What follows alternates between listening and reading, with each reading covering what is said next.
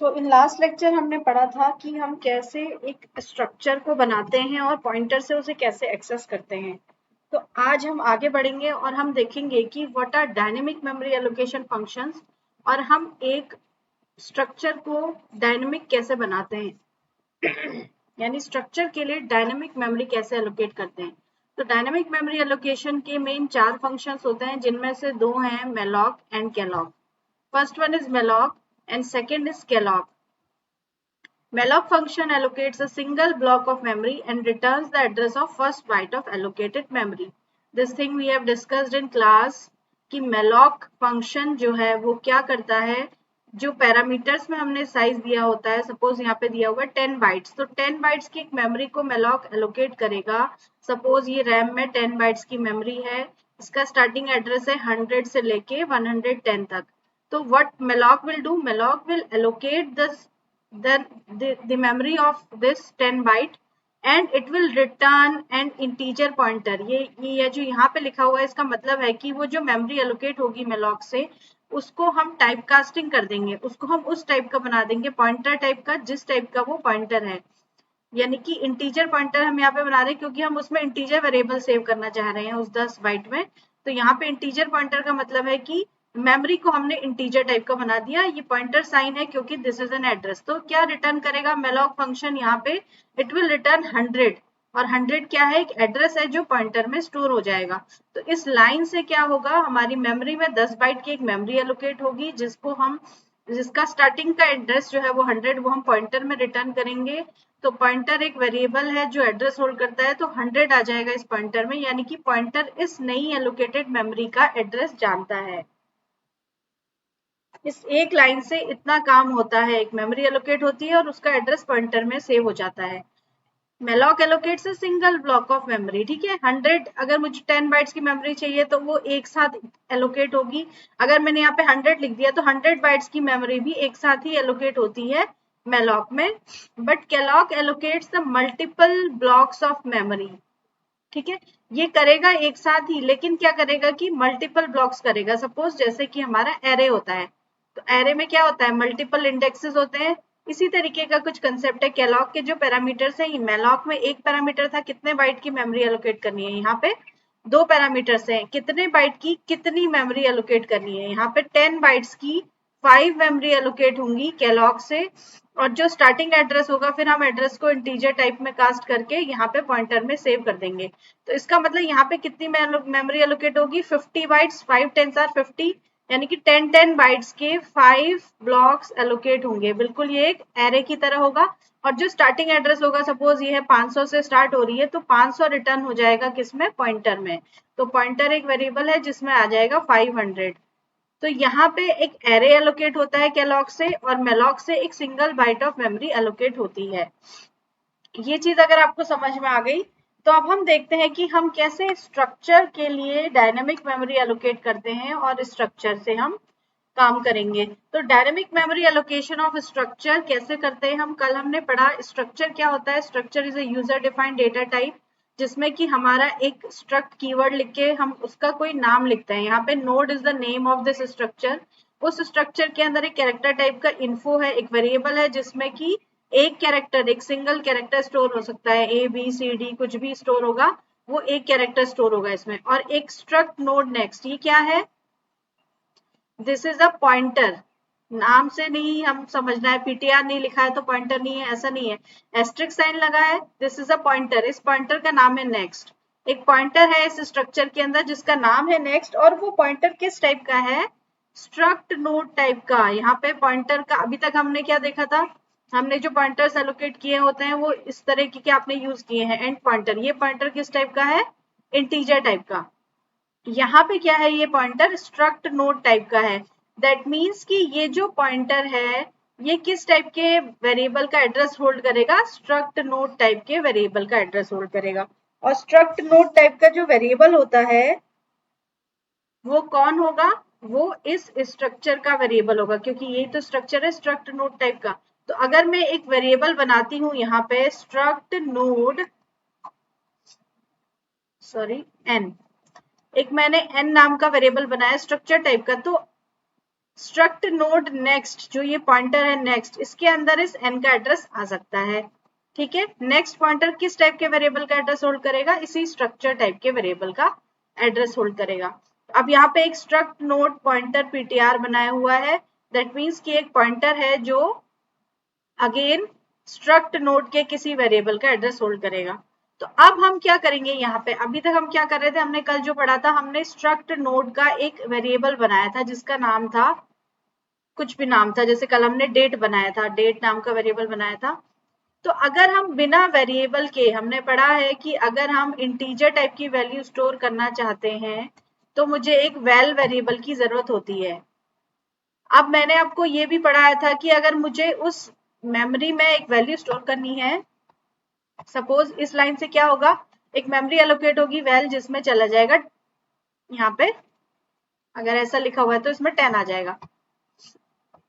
अब अगर मुझे इस मेमोरी में 10 डालना है और मुझे इसका नाम नहीं पता, या फिर एक ऐसी मेमोरी है मेरे पास जिसका कोई नाम नहीं है, तो मुझे उसका क्या पता होना चाहिए? एड्रेस। सपोज उसका एड्रेस है 100, तो मुझे वो पता होना चाहिए। तो अगर मैं किसी मेमोरी को बिना नाम के यूज करना चाहती हूँ तो I have to use pointers. आप लिखते हैं int val, तो उससे क्या होता है, एक इंटीजर टाइप की मेमोरी एलोकेट होती है। अब हमें बिना नाम की मेमोरी बनानी है, तो उसके लिए जो स्टेटमेंट है वो ये है।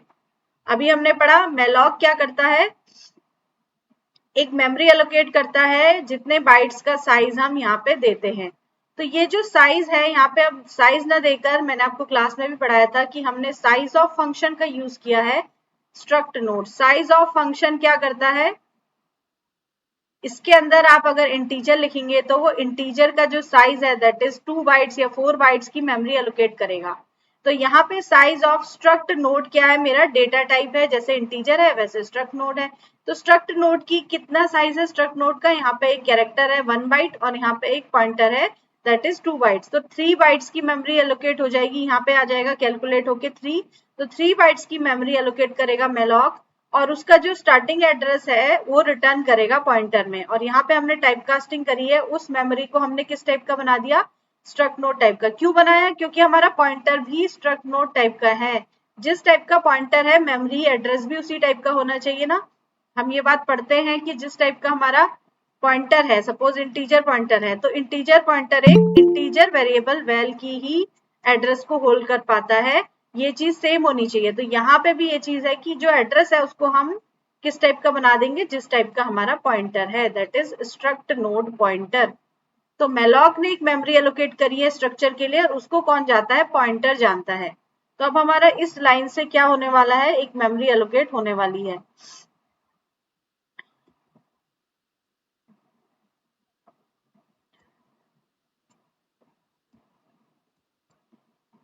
नाउ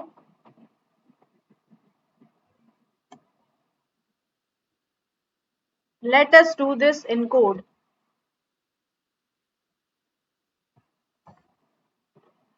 हम ये काम अब कोड में करके देखते हैं, क्योंकि लिंक लिस्ट हमारी इसी से बनने वाली है। तो आपको ये कंसेप्ट बिल्कुल क्लियर होना चाहिए कि एक स्ट्रक्चर के लिए हम डायनेमिक मेमोरी कैसे एलोकेट करते हैं।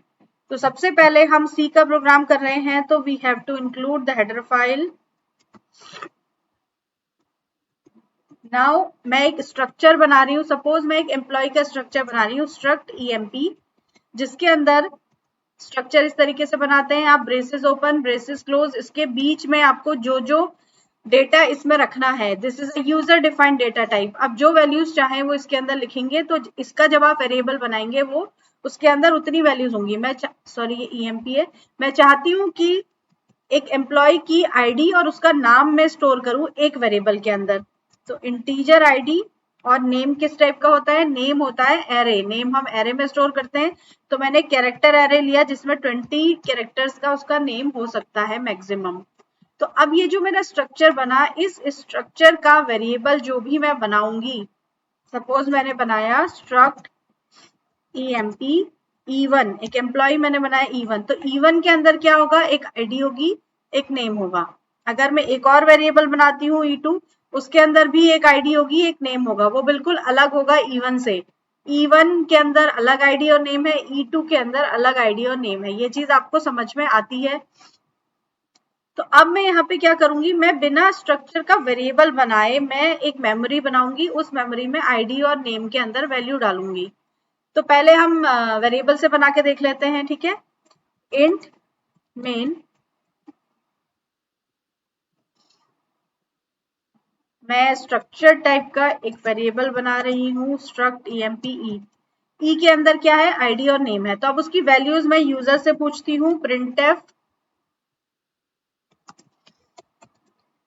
एंटर आईडी, सॉरी, जो यूजर आईडी डालेगा वो कहाँ जानी चाहिए,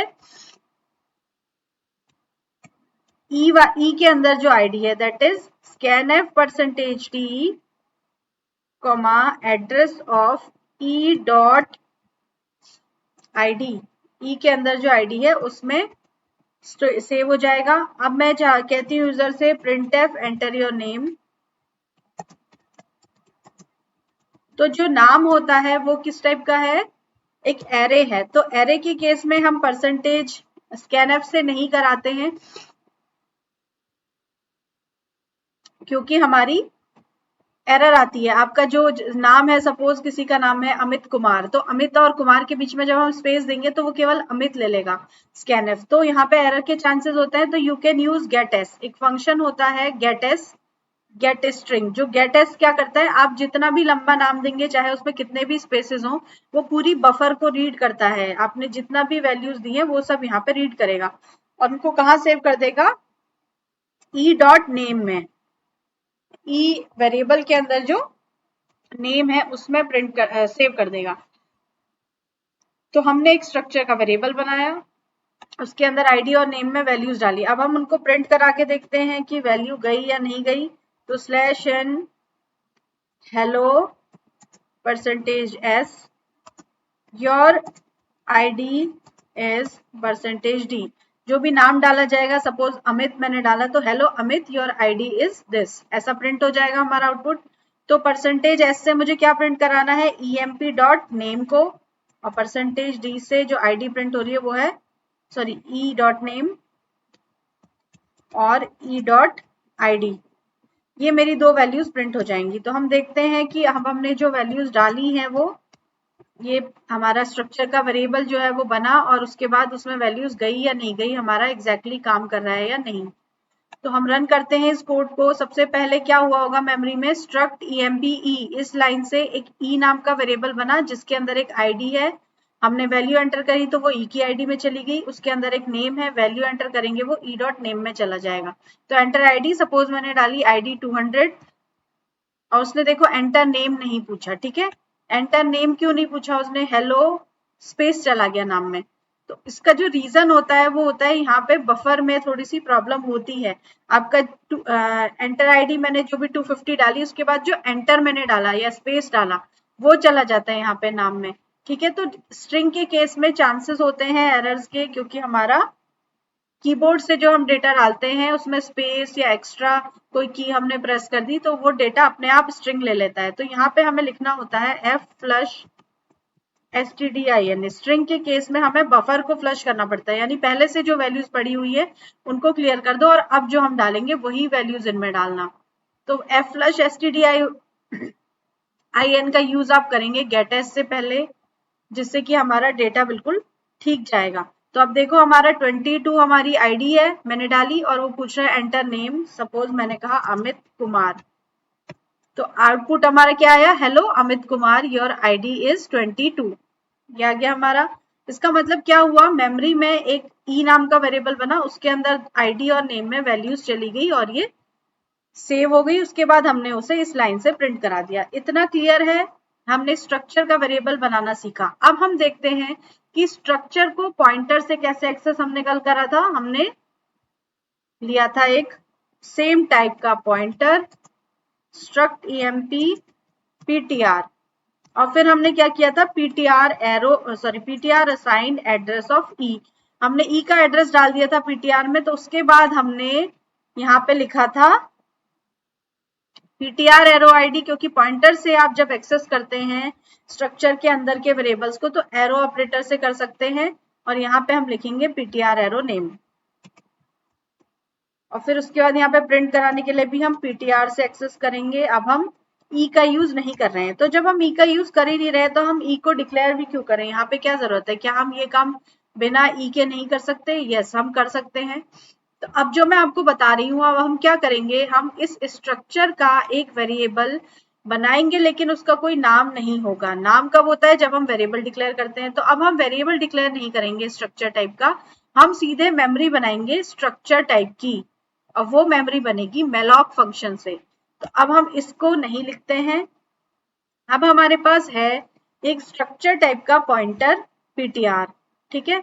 अब स्ट्रक्चर टाइप के पॉइंटर ptr में अभी कुछ गार्बेज वैल्यू होगी, तो हम डाल देते हैं नल। तो अभी हमारे पॉइंटर में नल है, मतलब कुछ नहीं है। अब हमें क्या करना है, इस पॉइंटर के अंदर एक मेमोरी एलोकेट करनी है, या फिर एक मेमोरी हम एलोकेट करेंगे, उसका एड्रेस हम इस पॉइंटर के अंदर डालेंगे। तो इस पॉइंटर के अंदर किस टाइप की मेमोरी का एड्रेस आएगा? जिस टाइप का वो पॉइंटर खुद है, स्ट्रक्ट एम्प्लॉय। तो जो मेमोरी एलोकेट होगी वो इस स्ट्रक्चर टाइप की होगी। अब जब स्ट्रक्चर टाइप की होगी तो उसके अंदर एक आईडी होगी और उसके अंदर एक नेम होगा। तो अब मेमोरी एलोकेट कैसे होती है? अभी मैंने आपको बताया malloc फंक्शन से। malloc फंक्शन के अंदर हम बताते हैं कितने बाइट्स की मेमोरी एलोकेट करनी है। तो या तो मैं कैलकुलेट करूं आईडी 2 बाइट्स और ये 20, टोटल 22 बाइट्स का मेरा ये स्ट्रक्चर है, या तो मैं यहाँ पे 22 लिख दूं, but this is not a good way. तो हम क्या करते हैं, हम यहाँ पे लिखते हैं साइज ऑफ ऑपरेटर, और इसकी ब्रैकेट में यानी हम बताते हैं साइज ऑफ को किस टाइप की मेमोरी, कितने बाइट्स की मेमोरी चाहिए, स्ट्रक्ट emp। ये जितने, ये स्ट्रक्चर जितने बाइट्स का है उतने बाइट्स की मेमोरी एलोकेट कर दो। साइज ऑफ फंक्शन कैलकुलेट करता है, उसके ब्रैकेट में जो भी हम लिखते हैं, सपोज मैंने यहाँ पे लिखा इंट, तो साइज ऑफ फंक्शन जो है वो इंटीजर कितने बाइट्स का होता है उतने बाइट्स की मेमोरी एलोकेट कर देगा। तो यहाँ पे मुझे स्ट्रक्चर के लिए मेमोरी एलोकेट करनी है, तो मैंने लिख दिया स्ट्रक्ट emp। तो जितने बाइट्स का स्ट्रक्चर है उतने बाइट्स की मेमोरी कौन एलोकेट करेगा? malloc। फिर उस मेमोरी को हम क्या करते हैं, टाइप कास्ट करते हैं, मतलब हम उस मेमोरी को, अभी वो सिर्फ एक एड्रेस है, अब हम उसे इस पॉइंटर में स्टोर करने वाले हैं, तो हम उसे पॉइंटर के टाइप का बनाएंगे। और पॉइंटर का टाइप क्या है? ये पॉइंटर किस टाइप का है? स्ट्रक्ट emp पॉइंटर, इस टाइप का। अब ये जो malloc एक एड्रेस रिटर्न करेगा, उस एड्रेस को हम कहाँ स्टोर करेंगे? पॉइंटर में। So this is the statement to allocate a memory for structure emp, और उस मेमोरी को हम पॉइंटर में स्टोर करेंगे। इस लाइन को लिखने से क्या हुआ? इस लाइन को लिखने से ये हुआ कि हमारे पास एक स्ट्रक्चर टाइप की मेमोरी एलोकेट हुई,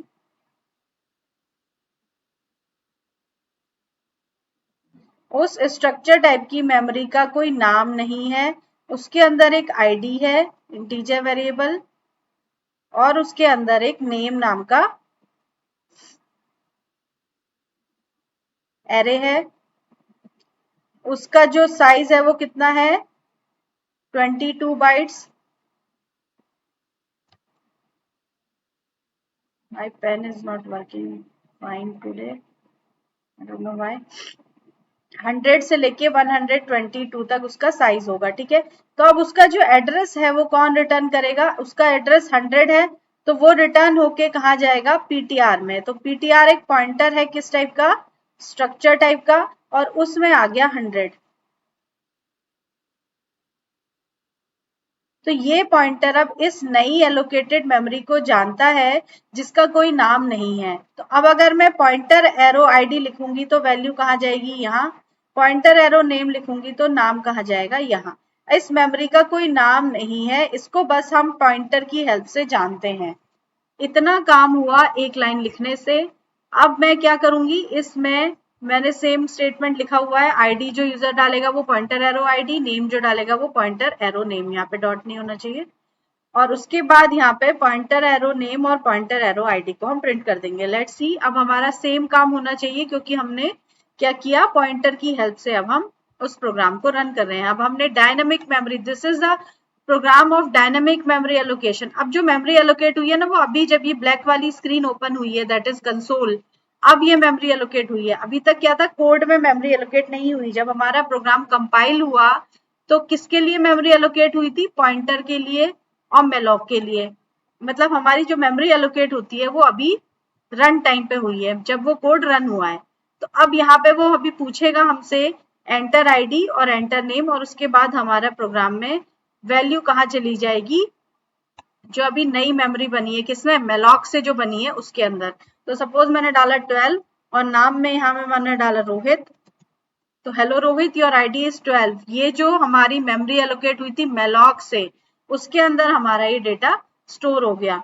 तो कहने का मतलब है, आपको अगर ये समझ में आ गया है कि हमने अभी क्या किया इस कोड में, हमने स्ट्रक्चर के लिए जो मेमोरी एलोकेट करी उसका कोई नाम नहीं है, उसका एक एड्रेस है जो पॉइंटर जानता है। अब हमने उस पॉइंटर से उस एड्रेस के अंदर ये डेटा डाला, आईडी और नेम डाला, और फिर उसको हमने प्रिंट करके देखा कि वो गया या नहीं गया। तो इतना अगर आपको समझ में आ गया, तो ऐसे ही आगे लिंक लिस्ट बनने वाली है। हम लिंक लिस्ट में नोड्स के लिए मेमोरी एलोकेट करते जाएंगे और पॉइंटर में सेव करते जाएंगे और आगे बढ़ते जाएंगे। अगर इतना क्लियर है तो आप लोग मुझे बताइए, कोई कंफ्यूजन है तो पूछ सकते हैं, फिर हम आगे बढ़ते हैं।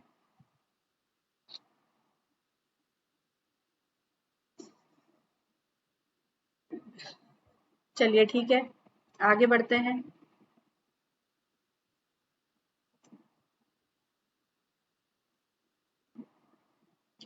तो अब हम क्या करने वाले हैं, हम बनाने वाले हैं एक लिंक लिस्ट। तो लिंक लिस्ट क्या होती है, मैंने आपको कल पढ़ाया था। Link list is the collection of nodes in which each node is connected to other node, next node। ये एक नोड है। लिंक लिस्ट क्या होती है, जिसमें नोड्स आपस में कनेक्टेड होते हैं। Why do we call them nodes? Because इसमें कोई डेटा होता है, इसमें डेटा, इसके अंदर हम डेटा स्टोर करते हैं, तो इनको हम नोड कह देते हैं। आप कुछ भी इसको कह सकते हैं। अब ये जो हमारी लिंक लिस्ट है, ये होती है हमारी link list. This is not like an array. Link list में, एरे में क्या होता है, अगर मुझे 4 वैल्यूज स्टोर करनी है इंटीजर टाइप की, तो वो चारों सीक्वेंशियल होती हैं। सपोज 100 से मेरा एरे स्टार्ट है, तो 100 के बाद ये 102, 104, 106, ये मेरी जो वैल्यूज हैं वो सारी सीक्वेंस में होंगी। पर लिंक लिस्ट में ऐसा नहीं होता। सपोज इसका एड्रेस 100 है, तो इसका एड्रेस 500 हो सकता है, इसका 100 262 हो सकता है, और इसका एड्रेस 340 हो सकता है। तो link list is a non linear data structure, जिसमें कि हम इंप्लीमेंट करेंगे इसकी हेल्प से सारे डेटा स्ट्रक्चर्स को। तो लिंक लिस्ट में हम क्या करते हैं, हम कहते हैं कि each node contains the address of next node, यानी हर नोड के अंदर एक पॉइंटर होता है जिसमें अगले नोड का एड्रेस होता है। हर नोड के अंदर, इसके अंदर एक पॉइंटर होगा, तो इसके अंदर क्या होगा, 500 लिखा होगा, क्योंकि अगले नोड का एड्रेस है 500। इसके अंदर 200 लिखा होगा, अगले नोड का एड्रेस। इसके अंदर एक पॉइंटर होगा, उसमें 340 लिखा होगा, दैट इज नेक्स्ट नोड का एड्रेस। और इसके अंदर जो पॉइंटर होगा उसमें होगा नल, यानी इसके बाद कोई नोड नहीं है। तो ये जो सबसे पहला नोड है, इस नोड का एड्रेस एक स्टार्ट नाम के पॉइंटर में स्टोर होता है, जो कि हमें ये बताता है कि लिंक लिस्ट कहाँ से स्टार्ट है। This is a link list. तो ये जो लिंक लिस्ट है हमारी, इस लिंक लिस्ट को हम बनाएंगे आज। तो हम कैसे बनाएंगे, सबसे पहले हम ये जो नोड है हमारा, इस नोड के लिए ये सोचते हैं कि ये नोड कैसा होगा। ये नोड होगा स्ट्रक्चर टाइप का, इसका स्ट्रक्चर होगा, इसके अंदर एक वैल्यू हम स्टोर करेंगे, ठीक है। तो उसका वैल, आईडी, इंट, आइटम, कुछ भी कह सकते हैं। जैसे यहाँ पे दिया हुआ है स्ट्रक्ट नोड, उसके अंदर एक आइटम, एक वैल्यू जो हम स्टोर करने वाले हैं इंटीजर टाइप की, वो है। और एक चीज उसके अंदर पॉइंटर होना बहुत जरूरी है।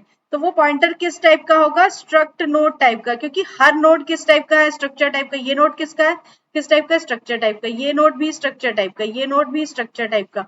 तो जो इनके अंदर पॉइंटर होगा, ये पॉइंटर इस वाले नोड का एड्रेस होल्ड कर रहा है, और ये नोड स्ट्रक्चर टाइप का है, तो ये पॉइंटर भी स्ट्रक्चर टाइप का होना चाहिए।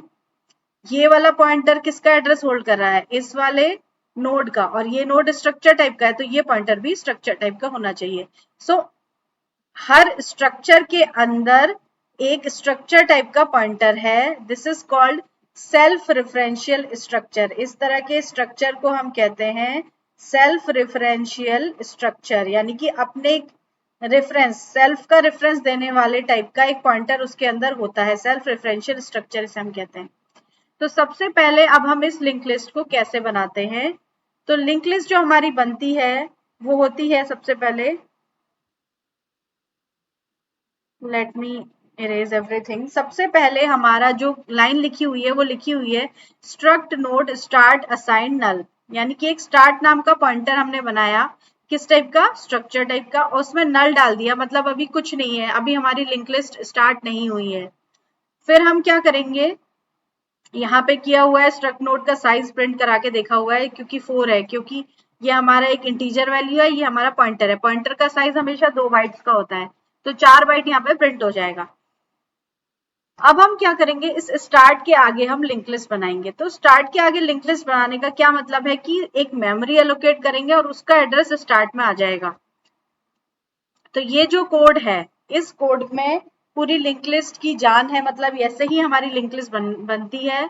Start assigned struct node pointer malloc size of struct node, ये लाइन मैंने अभी आपको बना थ्योरेटिकली और कॉन्सेप्चुअली कोड में भी लिख के दिखाई। इस लाइन से क्या होगा बताइए, इस लाइन से एक स्टार्ट में एक एड्रेस, सबसे पहले तो मेलॉक होगा, एक नई मेमोरी एलोकेट हुई मेलॉक से, ये मेलॉक से, और उस मेमोरी का जो एड्रेस है वो 1FA अगर है, वो किस में आ गया, स्टार्ट में आ गया। मेलॉक रिटर्न करता है ना एड्रेस, स्टार्ट में आ गया। अब हमारा जो ये मेमोरी बनी है उसके अंदर क्या क्या होगा, जो हमारे स्ट्रक्चर में है, स्ट्रक्चर में है एक आइटम इंटीजर वैल्यू और एक पॉइंटर है नेक्स्ट, तो वही हमारे इस नई मेमोरी एलोकेट में भी होगा जो अभी एलोकेट हुई है। तो हमारा जो वैल्यू है स्टार्ट के नेक्स्ट में हमने डाल दिया नल। सबसे पहले हम क्या करते हैं, स्टार्ट के नेक्स्ट में जो भी हम नोड बनाते हैं उसके नेक्स्ट में नल डाल देते हैं। इसका मतलब क्या है कि इसके आगे अभी कुछ नहीं है, कोई नोड नहीं है। और एंटर एनी वैल्यू यूजर से हमने पूछा और स्टार्ट के आइटम में वो वैल्यू डाल दी, यूजर ने डाला 4 तो 4 यहाँ पे आ गया, ठीक है। तो स्टार्ट में पहले नोड का एड्रेस है, पहले नोड के आइटम में एक वैल्यू है और पहले नोड के नेक्स्ट में नल है। इतना क्लियर है। इन 4 लाइन से क्या हुआ, हमारी लिंक लिस्ट का पहला नोड बन गया। This is the first node of our link list. In 4 line से इतना काम हुआ। अब अगर हम यही 4 लाइन बार बार बनाते जाएंगे तो क्या होगा, हमारे आगे के नोड बनते जाएंगे, लिंक लिस्ट बनती जाएगी। अब हम क्या करेंगे, देखो अब हमें जो नोड बनाना है वो कहाँ बनाना है, वो हमें बनाना है स्टार्ट के आगे। अभी जो ये हमारी लिंक लिस्ट है, इस लिंक लिस्ट में जो अब जो नोड बनना है वो यहाँ पे बनना है, और उस नोड का एड्रेस किस में आएगा, यहाँ पे आएगा, तभी तो ये लिंक होगा। लिंक्ड लिस्ट, इसका नाम है लिंक्ड लिस्ट। तो लिंक करना बहुत जरूरी है। तो इसका मतलब जो एड्रेस अब जो नई मेमोरी बनेगी उसका एड्रेस इसमें होना चाहिए। तो ये काम कैसे होगा, अगर हम मेलॉक करेंगे कहाँ, स्टार्ट के नेक्स्ट में, यहाँ पे मेलॉक करेंगे ना, अगर हम नई मेमोरी बनाएंगे मेलॉक करेंगे तो जो एड्रेस रिटर्न होके आएगा वो कहाँ सेव होना चाहिए, इसमें। और ये क्या है, ये है स्टार्ट एरो नेक्स्ट, यही है स्टार्ट एरो आइटम से वैल्यू चली गई यहाँ, तो स्टार्ट एरो आइटम से जब वैल्यू यहाँ जाएगी तो स्टार्ट एरो नेक्स्ट से जो वैल्यू जाएगी वो यहाँ जाएगी ना। स्टार्ट एरो नेक्स्ट में अगर मैं कोई एड्रेस डाल देती हूँ 5000, तो वो एड्रेस यहाँ चला जाएगा। तो कहने का मतलब है कि अब मुझे स्टैटिक एड्रेस थोड़ी डालना है, अब मैं क्या करूंगी, स्टार्ट के नेक्स्ट में मेलॉक कर दूंगी, तो जो नई मेमोरी एलोकेट होगी उसका एड्रेस कहाँ आ जाएगा, यहाँ पे स्टार्ट के नेक्स्ट में। ये चीज क्लियर हो रही होगी, होप, आई होप। तो अब जो हमारा नया नोड बनेगा वो स्टार्ट के नेक्स्ट में हम मेलॉक करेंगे। तो ये चार लाइन का अगेन जो कोड है इसमें लिखा हुआ है स्टार्ट के नेक्स्ट में मेलॉक लिखा हुआ है, यानी कि जो नई मेमोरी बनी वो स्टार्ट के नेक्स्ट में बनी। इस तरीके का, इस लाइन से क्या हुआ, एक नई मेमोरी बनी, उस नई मेमोरी का जो एड्रेस है दैट इज 1FE, वो आ गया स्टार्ट के नेक्स्ट में, यानी कि ये लिंक हो गया। ये अब इसमें पहले नल था, यहाँ पे नल था, अब नल नहीं है, अब एक एड्रेस है, यानी वो एड्रेस अगले नोड का है। तो अब जो हमने नई मेमोरी बनाई है, हमारी जिम्मेदारी है कि इसमें हम यहाँ पे नल डालें और यहाँ पे वैल्यू डालें। तो इसमें हम नल कैसे डालेंगे, इसको हम कैसे एक्सेस कर सकते हैं, हमें अगर स्ट्रक्चर का नाम ही नहीं पता, अगर मुझे इसका नाम पता होता, इसका नाम सपोज होता ई, तो मैं लिखती ई डॉट नेक्स्ट लिखती, तो क्या मिलता, मुझे ये मिल जाता। लेकिन मुझे इसका नाम नहीं पता, तो मैं इसको एक्सेस करने के लिए उस पॉइंटर में जाऊंगी जिसको इसका एड्रेस पता है। हम लिखते हैं ना पॉइंटर एरो नेक्स्ट, मैंने इसीलिए 2 क्लासेस में ये बताया आपको पॉइंटर से स्ट्रक्चर के अंदर को कैसे एक्सेस करते हैं ऐसे। अब पॉइंटर एरो नेक्स्ट में ये इसका एड्रेस कौन जानता है, ये, ठीक है। अब क्या मैं ऐसा लिख दूं, नेक्स्ट एरो नेक्स्ट, तो इससे क्या होगा, नेक्स्ट एरो नेक्स्ट से मैं इस नेक्स्ट को भी नहीं जानती, ये नेक्स्ट भी किसी एक स्ट्रक्चर के अंदर है और इसको मैं डायरेक्टली एक्सेस नहीं कर सकती। तो इसको एक्सेस करने के लिए मुझे इस पॉइंटर तक जाना होगा जिसका नाम है स्टार्ट, क्योंकि इसका एड्रेस कौन जानता है, स्टार्ट। तो मुझे यहाँ पे लिखना होगा start arrow next arrow next. इससे क्या होगा, स्टार्ट एरो नेक्स्ट यहाँ पहुंचे और फिर नेक्स्ट का नेक्स्ट हम यहाँ पहुंच गए। तो स्टार्ट एरो नेक्स्ट असाइन नल, जो यहाँ पे लिखी हुई है ये लाइन, दैट मीन्स स्टार्ट के नेक्स्ट में नल, तो यहाँ पे नल चला जाएगा। फिर एंटर एनी वैल्यू स्टार्ट के नेक्स्ट के आइटम में, फिर हमें यहां से चलना पड़ेगा स्टार्ट के नेक्स्ट के आइटम में, क्योंकि इस आइटम को कौन जानता है, ये नेक्स्ट। तो स्टार्ट के नेक्स्ट के आइटम में वैल्यू चली गई 5 जो यूजर ने डाली। तो इतना क्लियर हुआ। आज हमने 2 नोड्स बनाए लिंक लिस्ट के। अब अगर मुझे इसके आगे एक नोड बनाना होगा तो मैं मेलॉक कहाँ करूंगी, स्टार्ट एरो नेक्स्ट में मेलॉक करूंगी तो मेरा एक नया नोड बनेगा, उसके अंदर भी एक आइटम और नेक्स्ट होगा। अब जब मुझे इसमें नल डालना होगा तो मुझे क्या लिखना होगा, स्टार्ट एरो नेक्स्ट असाइन नल। अगर ये कंसेप्ट आज आपको क्लियर हो गया है तो आज हम इतना ही करेंगे। आप इसका कोड बनाएंगे, लिंक लिस्ट के 2 या 3 नोड्स का कोड आप मुझे बना के भेजेंगे, ठीक है। उसके बाद हम ये पढ़ेंगे कि कैसे हम बिना नेक्स्ट नेक्स्ट, क्या हम 10 नोड तक नेक्स्ट नेक्स्ट ही करते रहेंगे। तो हम ये पढ़ेंगे कि इसका शॉर्टकट या इसका सॉल्यूशन क्या है। तो हम आज इतना ही पढ़ रहे हैं। हमने लिंक लिस्ट बनाना सीखा और उसके हमने 2 या 3 नोट्स बनाने सीखे। आप लोग इसका मुझे होमवर्क में लिंक लिस्ट का कोड या फिर 2 या 3 नोट्स बना के भेजेंगे। अगर ये आपको क्लियर नहीं होगा तो आगे की डेटा स्ट्रक्चर में आपको फिर कोड समझ में नहीं आएगा, ठीक है। तो इतना आज हम करेंगे और कल हम लिंक लिस्ट को ट्रैवर्स भी करेंगे और लिंक लिस्ट के आगे का हम कंसेप्ट भी पढ़ेंगे, that is stack and Q.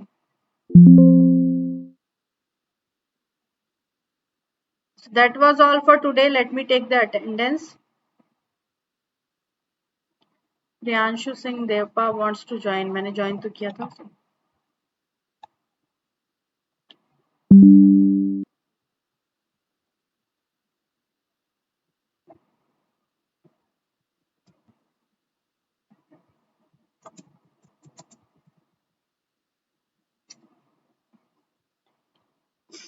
Thank you so much.